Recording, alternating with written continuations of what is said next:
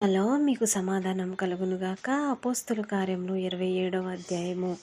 మేము ఓడ ఎక్కి ఇటలీ వెళ్ళవలెనని నిర్ణయమై ఉన్నప్పుడు వారు పౌలును మరికొందరు ఖైదీలను ఔగుస్తు పటాలంలో శతాధిపతి అయిన యూలి అను వానికి అప్పగించిరి.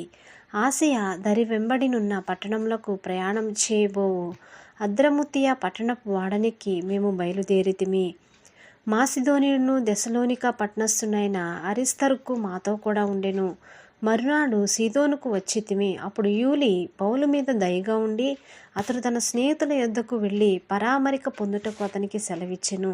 అక్కడ నుండి బయలుదేరిన తరువాత ఎదురుగాలి కొట్టుచున్నందున కుప్రా చాటున ఓడ నడిపించితిమి. మరియు కిలికియాకును పంపులియాకును ఎదురుగా ఉన్న సముద్రము దాటి లుకియాలో ఉన్న మోరాకు చేరితిమి.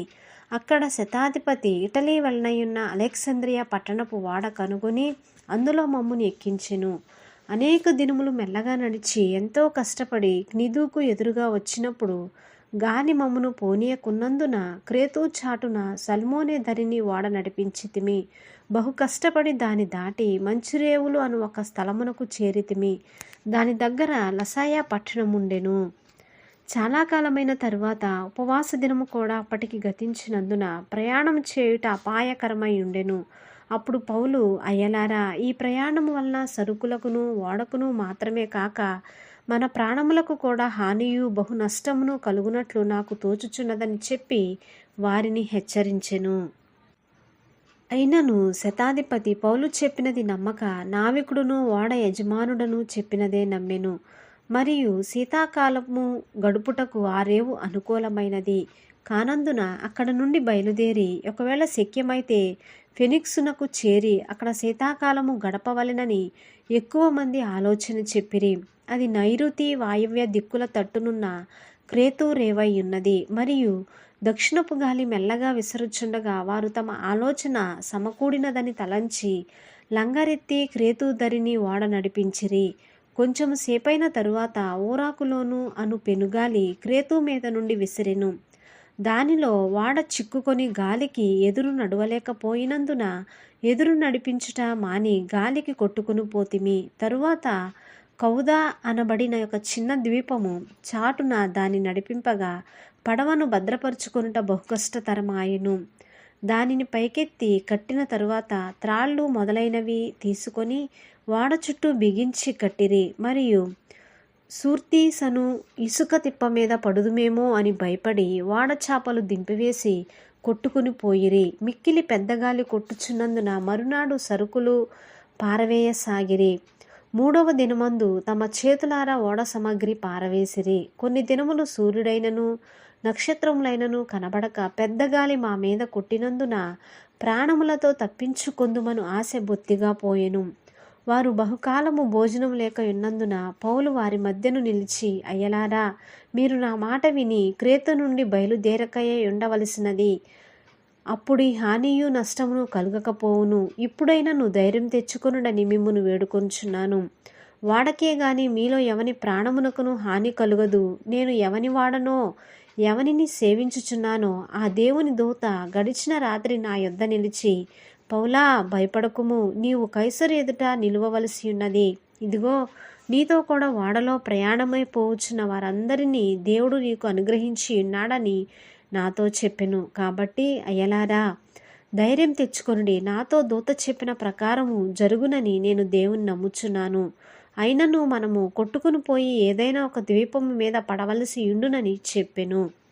14వ రాత్రి వచ్చినప్పుడు మేము అద్రియా సముద్రంలో ఇటు అటు కొట్టుకొని పోవచ్చుండగా అర్ధరాత్రి వేళ ఓడవారు ఏదో ఒక దేశము దగ్గర పడుచున్నదని ఊహించి బుడుదు వేసి చూచి 20 మూరల లోతని తెలుసుకొనిరి.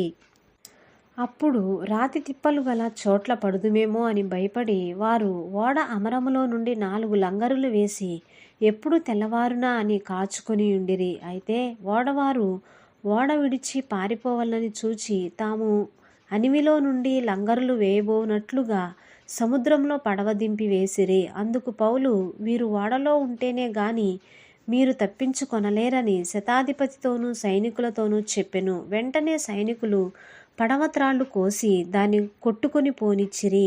తెల్లవారుచుండగా పౌలు 14 దినముల నుండి మీరేమీ పుచ్చుకొనక ఉపవాసముతో కనిపెట్టుకుని ఉన్నారు గనుక ఆహారము పుచ్చుకొనుడని మిమ్మును వేడుకొంచున్నాను. ఇది మీ ప్రాణరక్షణకు సహాయమగును. మీలో ఎవని తల నుండి ఒక వెంట్రుక అయినను నశింపదని చెప్పుచు ఆహారము పుచ్చుకొనుడని అందరినీ బతిమాలెను. ఈ మాటలు చెప్పి ఒక రొట్టె పట్టుకుని అందరి ఎదుట దేవునికి కృతజ్ఞతాస్తుతులు చెల్లించి దాన్ని విరచి తినసాగెను. అప్పుడు అందరూ ధైర్యం తెచ్చుకొని ఆహారము పుచ్చుకొనిరి. ఓడలో ఉన్న మేమందరము 276. వారు తిని తృప్తి పొందిన తరువాత గోధుమలను సముద్రంలో పారబోసి ఓడ తేలిక చేసిరి. ఉదయమైనప్పుడు అది ఏ దేశమో వారు గుర్తుపట్టలేదు గాని దరిగల ఒక సముద్రపు పాయను చూచి సాధ్యమైన ఎడల అందులోనికి ఓడను త్రోయవలెనని ఆలోచించిరి.